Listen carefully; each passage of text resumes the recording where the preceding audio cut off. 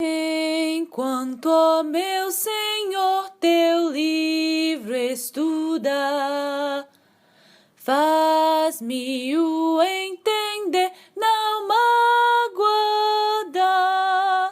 Dentro da disciplina hermenêutica do curso de Teologia Sistemática, vamos começar agora o capítulo 4. O capítulo 4 tem o título Regras Gerais de Importância Grande. O capítulo 3 eu chamei Regras Gerais de Importância Suprema. Agora eu chamei esse de Regras de Importância Grande. Isto é tirado de um sermão em MP3 do pastor David Cloud. E o esboço geral é esse. A seção 4.1 tem o título de Compare minuciosamente escritura com escritura. Não é escritura com comentarista, não é escritura com ser humano, mas compare minuciosamente escritura com escritura. Que a escritura seja intérprete à explicação da própria escritura. A seção 4.2 é Entenda o paralelismo da poesia em hebraico. Cada língua tem suas particularidades, o povo tem um sentido de estética e de beleza diferente do outro. Então precisamos entender as particularidades da estética do povo judeu quando estudamos os livros poéticos da Bíblia. A seção 4.3 é a revelação de Deus nas Escrituras foi progressiva, gradual, foi colocando tijolo sobre tijolo, cada vez ficando mais profunda a revelação, cada vez ficando mais clara, de modo que o Novo Testamento explica melhor o Velho Testamento. A seção 4.4 é que os 4 evangelhos e o livro de Atos são livros de transição entre a dispensação de Israel, debaixo da escravidão da lei, e a dispensação das igrejas locais, debaixo da liberdade da graça. A seção 4.5 é submeta-se a Romanos, a Filemon, a parte da Bíblia entre a Epístola a Romanos e a Epístola a Filemon, submeta-se como sendo a mais clara, completa revelação da Bíblia para a dispensação das igrejas locais. Toda a Bíblia é inspirada, mas há partes da Bíblia que foram escritas para o judeu ou para outra dispensação, e a parte que foi escrita rigorosamente para a nossa dispensação e para nós das igrejas locais. E a seção 4.6 é o que Deus não disse é tão importante quanto o que ele disse.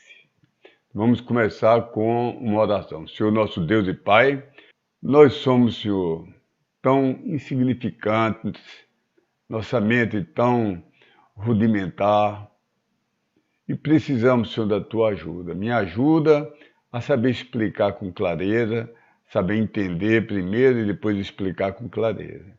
E ajuda o meu irmão, meu aluno, a poder entender, que seja Teu Espírito Santo, nosso grande professor.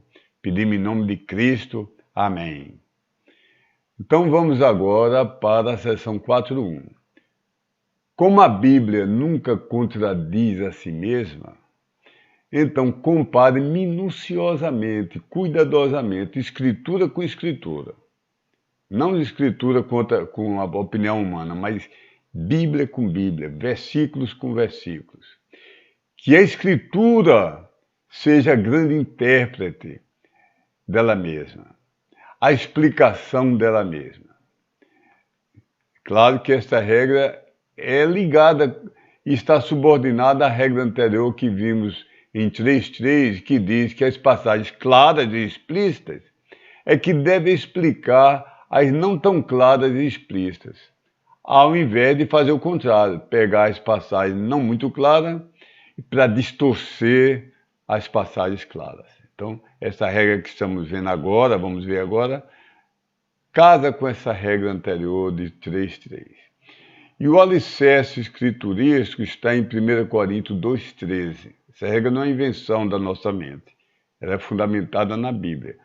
1 Timóteo 2,13 diz: as quais também falamos, não com palavras que a sabedoria humana ensina, mas com as que o Espírito Santo ensina, comparando as coisas espirituais com as espirituais.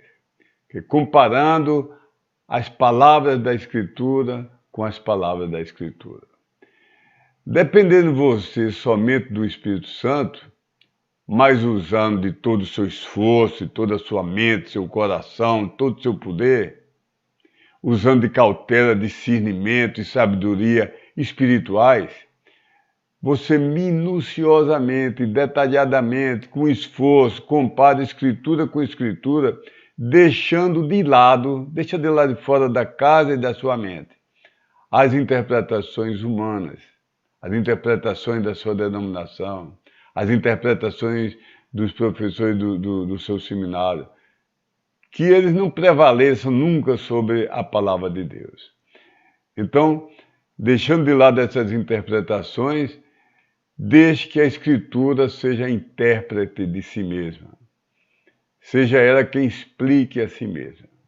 Para melhor entender uma passagem que não está maximamente clara e explícita, você a deve comparar com muitíssimas passagens que tratam do mesmo assunto. Se for necessário, compare com todas as passagens da Bíblia que tratam do mesmo assunto, no mesmo contexto, ou que usam as mesmas palavras-chave. Comece fazendo isso com a mais fiel tradução que nós temos da verdadeira palavra de Deus, que é o texto maçorético e o Textus Receptus, tradução para o português, que é a Almeida Corrigida Fiel, a ACF 2011, da SBTB, Sociedade Bíblica Trinitariana do Brasil. Também pode usar não para pregar, não para ler na igreja, mas para seu estudo. A Bíblia de Estudo LTT, 2015. E tenho certeza que você estudando na tradução que foi feita com fidelidade a partir do texto grego e hebraico, que é a perfeita palavra de Deus, eu tenho certeza que você vai chegar ao entendimento correto. Mas, se você quiser mais evidências em reforço, para você convencer os contradizentes, calar a boca dos contradizentes, então repita isso com o padrão ouro da tradução em todas as línguas, que é a Bíblia King James, de 1611. E se quiser ainda mais evidência, será que você está fazendo um livro ou escrevendo uma tese de doutorado? Se quiser mais evidência, num caso especialíssimo, repita isso procurando todas as passagens que usam a mesma palavra-chave em hebraico e grego. Ao invés de agora, isso talvez você faça uma vez na vida, uma vez no ano. Você precise usar não a palavra-chave em português, mas você precisa olhar a palavra-chave em grego ou hebraico, ir numa concordância e achar todos os versículos que usam aquela palavra-chave, e você vai entender muito mais do que olhando centenas de comentários. Dá trabalho você ter que você mesmo plantar, regar, colher, moer, assar o seu próprio pão para comer, ao invés de alguém lhe colocar o pão amolecido na água e já colocar pré-digerido na sua boca.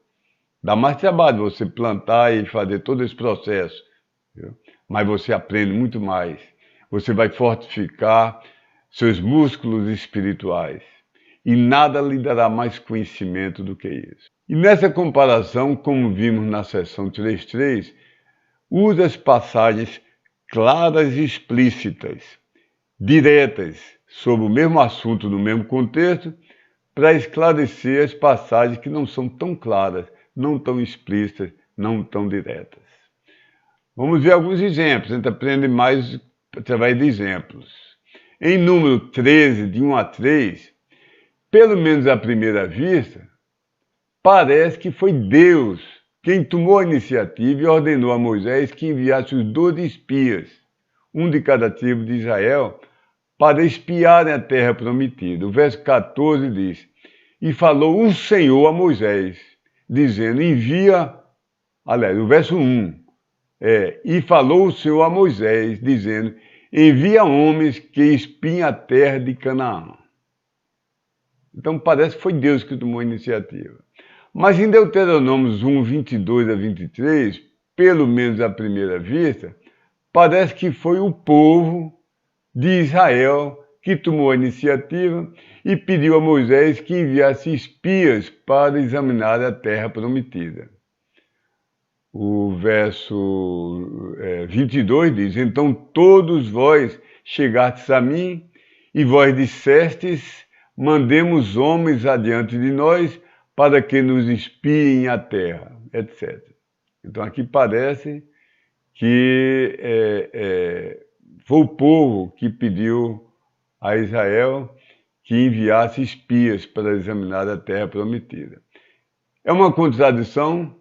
Não. Logo de princípio vamos usar a lógica. Contradição é a simultânea afirmação e negação da mesma coisa.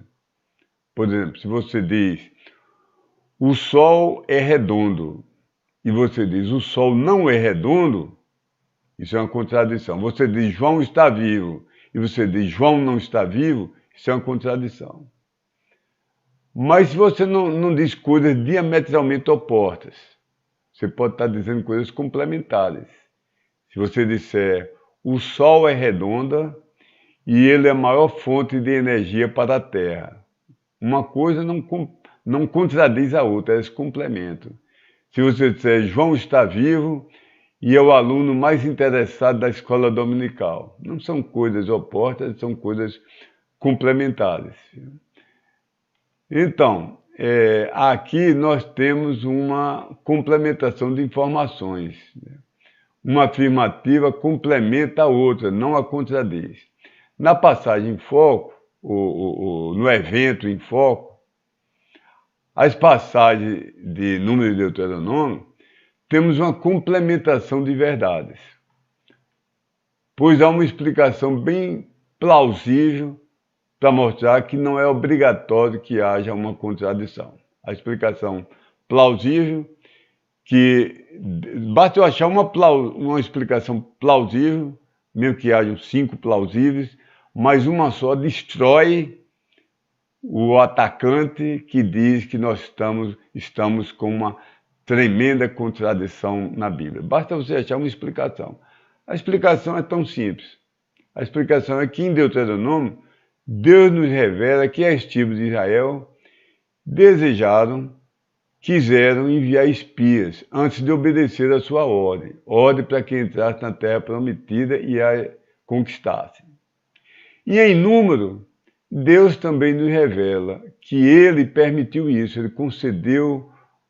Ele atendeu o pedido que lhes foi feito. Então, em Deuteronômio, o povo pediu.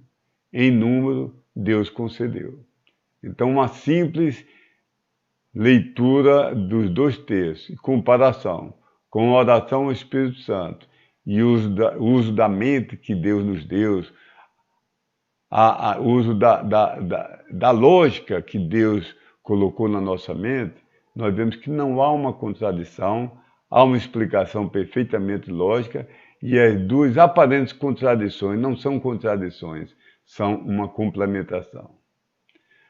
A propósito, se algum louco ateu tentasse fazer 1000 acusações de contradições na Bíblia, então, a qualquer crente sincero e fervoroso, mesmo sem ter estudado sequer um dia em nenhum seminário, mesmo sem saber nenhuma palavra de grego ou de hebraico, bastaria essa única regra que estamos vendo agora, que é comparar e raciocinar, usar a mente que Deus lhe deu.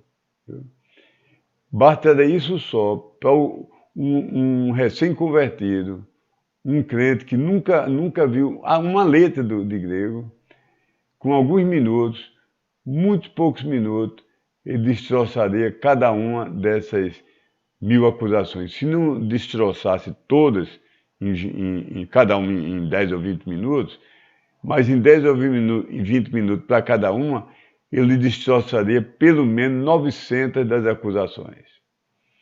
As outras 100, nós vamos usar as outras regras. Mas só essa regra que já vimos até agora, de sermos literalistas, de aproximarmos da Bíblia com atitude de crente, para crer, não para crer e obedecer, não para descrer e se revoltar, se ele for nessa atitude. Se a gente orar o Espírito Santo para ser nosso professor, se a gente comparar a Escritura com a Escritura, se a gente deixar as passagens claras de explicar as nebulosas, isso vai resolver 90% das acusações dos maiores e mais estudados inimigos da Bíblia. Nunca esqueça, compare, compare, compare. Isso é uma das regras fundamentais. Nunca veja somente uma passagem, se desespere e enverede por caminhos tortuosos. Compare, estude.